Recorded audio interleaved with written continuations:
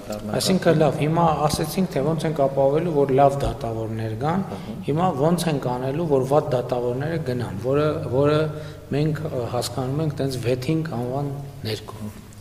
Այս առումով ինչ է փոխվել դատական օրենսգրքում։ Ես 3 գործիքի անդրադառնամ։ Առաջինը դա հայտարարագրերի վերլուծությունն է դատավորների։ Այսինքն դատավորները բավական վաղուց արդեն ներկայացնում են իրենց գույքի եկամուտների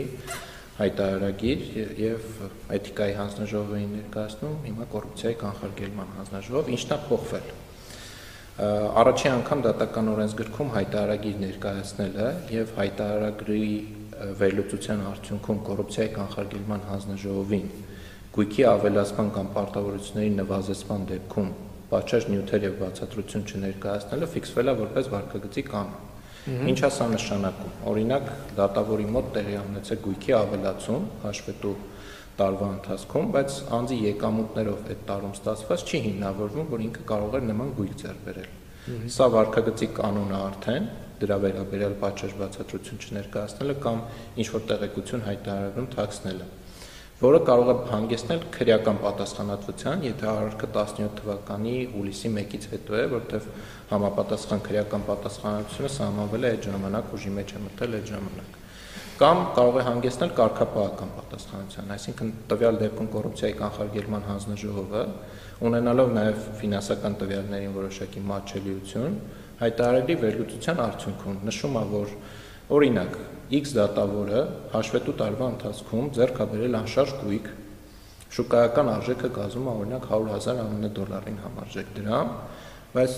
չունի համապատասխան եկամուտներ, որոնք կհիմնավորեն տվյալ անշարժ ինքը եւ իր ընտանիքի անդամները։ Այո, ընտանիքի անդամների հայտարարները եւս կարող են վերլուծվել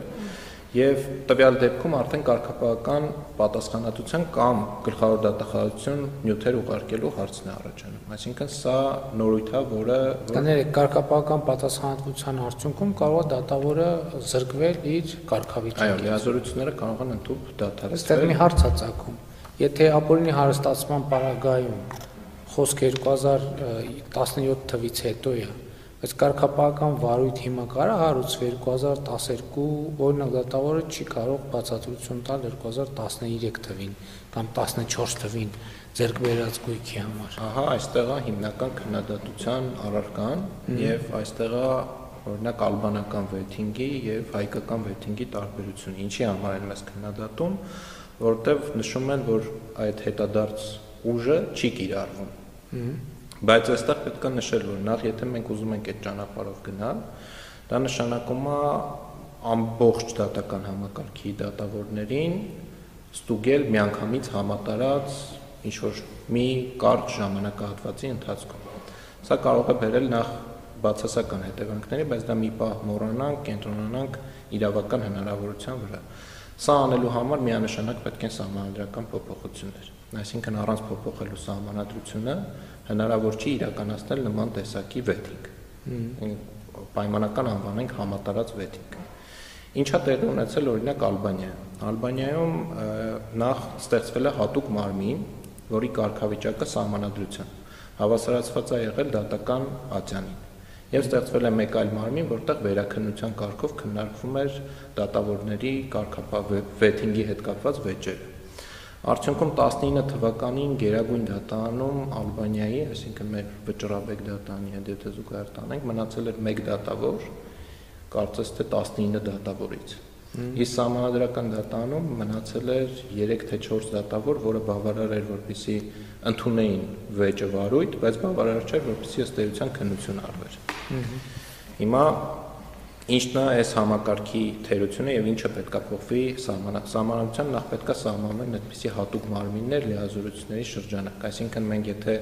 ցանկանայինք այստեղ ես մի դիտարկում անեմ, որովհետեւ մարդիկ արձագանքը նաեւ իմանալով մեր քաղաքացիների կասեն, հա, բա լավ, բա այդ չենք ուզում, իրականում այդտեղ խնդիր կա,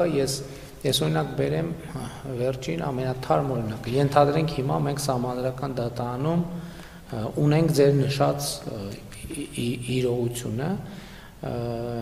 եւ կամ այլ դատարան։ Շատ կարեւոր է, որ այդ դատարանները այնուամենայնիվ փոփոխությունների ընթացքում աշխատեն, որովհետև օրինակ միջազգային համաձայնագրեր եւ տարբեր այլ իրավական ակտեր, որոնք մեր կյանքին վրա ունեն ուղղակի ազդեցություն, իրենք ժամանակին ընդունվում են, չնայած հիմա էլ ժամանակին չեն ընդունվում, օրինակ սիրելի հայրենակիցներ, մենք ասել ենք, որ ԵԱՏՄ շրջանակներում Հայաստանի համար բացառությունների ցանկապրանքների մաքսատուրքի նոր համաձայնություն ենք ձեռք բերել, որը ուժի մեջ մտնելու համար պետք է սահմանադրական դատարանով անցնի։ Հիմա եթե սահմանադրական դատարանում 3 դատավոր լինի, ասենք, որը 6 ամսվա կյանք է ունենալու։ Այդ որը գնաճի վրա դրական ազդեցություն ունենալու, այսինքն թույլ է տալու, որ ապրանքները առնվազն չթանկանան։ Մենք չենք կարող այդ խնդիրը լուծել եւ ասենք ինչ որ մեկն էլ չնայած հիմա էլ սահմանադրական դատարանը անհասկանալիորեն ձգձգում այդ հարցի քննարկումը կամ ամեն դեպս չի ձգձգում, հնարավորինս ամենակարճ ժամկետում կարար քննարկել, չի քննարկում։ Եվ երկրորդը, ասենք, ՑՄ ազատազրկմանը դատապարտվել, չէ՞, մարդը եւ բողոքարկման իրավունք ունի սկզբունքորեն եւ չի կարողանում բողոքարկել։ Բացի ձեր նշած հարցերը, մեկ այլ կարևոր հարց կա, որը պետք է նաև մեր քաղաքացիները իմանան, այսինքն ցանկացած նման դեպքում սպասում է այնպիսին, որ հեսա շատ արագ իրականացվելու է վեթինգ եւ ավարտվի։ Օրինակ նույն Ալբանիայում շատ կարճ ժամանակահատված էր նախատեսվում, ու համեմատաբար կարճ, բայց հետո պարզվեց, որ այդ ժամանակահատվածը բավարար չի բոլոր դատավորներին եւ դատախազներին ստուգելու համար, արդյունքում ստեղծվել էր իրավիճակ, երբ որ համակարգի մի մասը չէր գործում, մյուս մասի նախապես կանխատեսվող ժամկետի երկարաձգման, կարծեմ եւս 5-6 տարով երկարաձգման անհրաժեշտություն է, այնպես որ սահմանադրական փոփոխությունների դեպքում նույնիսկ այդ նոր մարմինները պետք է ձևավորվեն, միջև ձևավորվեն, միջև սկսեն աշխատել, միջև արդեն կարողանան գործողություններ իրականացնել։ Էլ չեմ ասում, սահմանադրությունը պատրաստեց փոփոխության, հետո կորոնավիրուսը լինի, պարզվի չես կարող հարակվի անես։ Իրականում մեզ ոչինչ չի խանգարում, որպեսզի նաև հաշվի առնելով վատ փորձը կամ թերություններով փորձը, մենք ճիշտ մոդելով, օրինակ, համատարած վեթինգի հարցին անդրադառնանք սահմանադրական փոփոխություններով, բայց կարծում եմ, որ դատական օրենսգրքի այն մեխանիզմները, որը դրված է, թույլ է տալիս դատական համակարգում իրականացնել առողջացում եւ դա իրականացնել աստիճանական եւ իմ ասած կարևոր հարցին պատասխանել, ովքեր են այն տեխնացուները, ովքեր համալրելու են դատական համակարգը, որովհետեւ իրականացնել դատական համակարգի միանգամից եւ ամբողջական զտում, դա էլ միանգամից եւ ամբողջականը հարաբերական է եւ Պետք է միանգամից եւ ամբողջականը կարա 4-5 տարի տևի, չէ՞։ Ալբանիայում ինչքան է տևի։ Ալբանիայում սկզբից նախատեսել են կարծեմ 5 տարի, այսինքն այդ նոր եւ հետո կրկին անհրաժեշտություն առաջացել երկարաձգ։ Այսինքն նույնիսկ ամենաարագ երկրներում, արագ արած երկրներում դա գոնե 5-6 տարի տևել է։ Էլ չեմ ասում, որ դա առաջացնում է հակասահմանադրական որոշ կարգավորումների ռիսկեր, առաջացնում է եվրոպական։ Հետո դատավորները գնում են Եվրոդատարանով վերականգնվում, հետ են գալիս։ Այո, Վենետիկի հանձնաժողովի կարծիքն է կար ալբանական վեթինգի մասով, դրա համար եմ ասում, ես ոչինչ չի խանգարում հաշվի առնելով այդ բոլոր կարծիքները, այդ թվում Վենետիկի հանձնաժողովի, ընտրել այնպիսի մոդել, որոնք կհամապատասխանեն եվրոպական ստանդարտներին, բայց միջ այդ կարծում եմ պետք է տեսնենք դատական օրենսգիրքը ինչպես է գործողության մեջ աշխատում։ Եվ մյուս երկուսին անդրադառնամ, դա գույքային դրության ստուգումներ, մենք երկու նոր մարմին ունենք, ավելի ճիշտ մարմիններից մեկը։ Այսինքն ֆիքսենք, մի հատը կոռուպցիայի կանխարգելման հանձնաժողովի միջոցով գույքային դրության ստուգումը։ Այո, եւ քանի որ այն մարմինը, որը դրա պատասխանատուն պետք է լինի բարձրագույն դատական խորհուրդն է, այսինքն վերջնական որոշումը ինքն է կայացնելու, անցումային դրույթներով նախատեսվում է, որ առաջինը բարձրագույն դատական խորհրդի անդամները պետք է անցնեն այդ ընթացակարգով, այնուհետև ընթացակարգը որն է, պետք է նայեն իրենց գույքային վիճակը, պետք է կոռուպցիայի կանխարգելման հանձնաժողովը վերլուծի իրենց ներկայացրած հայտարարագրերը։ Եվ հայտարարագրերի վերլուծության արդյունքում, եթե հայտնաբերում է իմ ասած դեպքերից մեկը, կամ դատավորներից որևէ մեկը չի կեղծ տվյալ է ներկայացրել հայտարարագրում, կամ թաքցրել է որոշ տեղեկության ներկայացումը, կամ իր մոտ գույքի ավելացում է եղել, կամ պարտավորությունների նվազեցում, որը չի հիմնավորվում եկամուտներով, օրինական այդ բոլոր դեպքերը հիմք են նման process սկսելու կրկին կամ նյութերը ուղարկում է դատախազություն, գրեթե բոլոր դեպքերում դա արվելու, այսինքն որտեղ եթե նման դեպք կա, դա վկայում է պոտենցիալ հանցագործության մասին եւ նյութերը ուղարկվում է գլխավոր դատախազության եւ դրա հետ զուգահեռ նաեւ կարգապահական վարույթ է հարուցվում եւ բնականաբար պետք է սպասել քրեական գործի ելքի լուծմանը առնվազն, որ հետո անդրադառնալ կարգապահական հարցի քննարկմանը։ Սա մեխանիզմներից մեկն էր։ Երկրորդ մեխանիզմը դա գնահատման դատավորների գործունեության գնահատման հանձնաժողովի գործունեությունն է լինելու։ Հանձնաժողովը բաղկացած է լինելու 5 անդամից, որոնք երամսյա ժամկետում ուժի մեջ մտնելուց հետո պետք է ընտրվեն դատավորների ընդհանուր ժողովի կողմից։ 3-ը դատավոր են, 2-ը քաղաքացիական հասարակության ներկայացուցիչներ։ Սա միտումնավոր է հարվում, որպեսզի process-ը թափանցիկ լինի հնարավորինս եւ նաեւ դատական համակարգից դուրս անձին որոշակի մասնակցություն։ Բայց իրանց էլ դատավորների ընդհանուր ժողովը ընտրել։ Այո։ Նախապես Բարսագույն դատական խորհրդի հաստատված չափանիշներով մրցույթ է լինելու, ընտրվելու են հասարակական կազմակերպությունները, որոնք իրավունք ունեն առաջադրել այդ իրավաբան գիտնականներին։ Ինչ է անելու գնահատման հանձնաժողովը։ Գնահատման հանձնաժողովը հիմա օրինակ կարգապահական վարույթը ինչպես է հարուցում, թեև իր հիմնական առաքելությունը բացարձակ կարգապահական վարույթ հարուցելը չի, բայց դա էլ է հնարավոր, նշեմ ինչ մեխանիզմով։ Ինքը նայելու է դատավորի կողմից որքան է ողջամիտ ժամկետները պահպանվում։ Դատական ակտերը արդյոք հիմնավորվածության չափանիշներին համապատասխանում են։ Արդյոք դատավորի կողմից պահպանվում են էթիկայի նորմերը, վարքագծի կանոնները, եւ դրա հիման վրա ինչ է լինելու առաջխաղացման ցուցակն է դատավորների վարվելու, դրա հիման վրա որոշելու են վերապատրաստման դասերը։ Իսկ դրա հիման վրա եթե ֆիքսում են, որ դատավորը իր նախկին դատավճիռներում խախտումներ է արել, եթե չեն անցել վաղեմության ժամկետները, տարբեր խախտումների դեպքում տարբեր վաղեմության ժամկետներ են,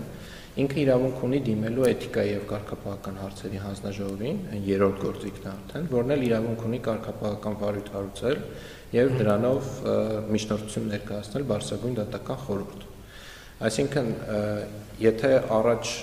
կամ հիմա պետք է դիմեն արդարադատության նախարարին դատավորի նկատմամբ կարգապահական վարույթ հարուցելու հարցը քննարկելու համար կամ այս էթիկայի եւ կարգապահական հարցերի հանձնաժողովի իրավանախորդին եւ ինքը եթե չունի դիմում, ապա իրավասու չէ որևէ հարց քննարկել դատավորի կարգապահական պատասխանատվության հետ կապված, ապա գնահատման հանձնաժողովը, որի հիմնական առաքելությունը, ինչպես նշեցի, կարգապահական պատասխանատվության հարց վերհանելը չի, այնուամենայնիվ եթե տեսնում է դիտավորությամբ կամ կոպիտ անկտությամբ կատարված խախտումներ դատավորի կողմից, ինքը իրավունք ունի այդ գործը փոխանցել էթիկայի եւ կարգապահական հարցերի հանձնաժողովին։ Իսկ եթե այնուամենայնիվ խախտում որակը դատավորի աշխատանքի այն չի, բայց այն գիծը չի անցել, որը պետքա կարգապահական հիմնական առաքելությունը դա է, որ այդ նմանատիպ դեպքերում լրացուցիչ վերապատրաստումներ սահմանվեն։ Եթե այդ վերապատրաստումների արդյունքը կրկին դրական չեն, կրկին գործողություններ կա, այսինքն կրկին վերապատրաստում եւ բնականաբար եթե այդ process-ը այդպես անverջ շարունակվում է, արդեն չի կարող չլինել դեպք, որը վկայում է կարգապահական խախտումների մասին եւ հնարավոր չէ փոխանցել էթիկայի կարգապահական հարցերի հանձնաժողովին։ Այդ մյուս հանձնաժողովը, որը չփոխանցել ներողություն, 8 անդամից է բաղկացած լինելու,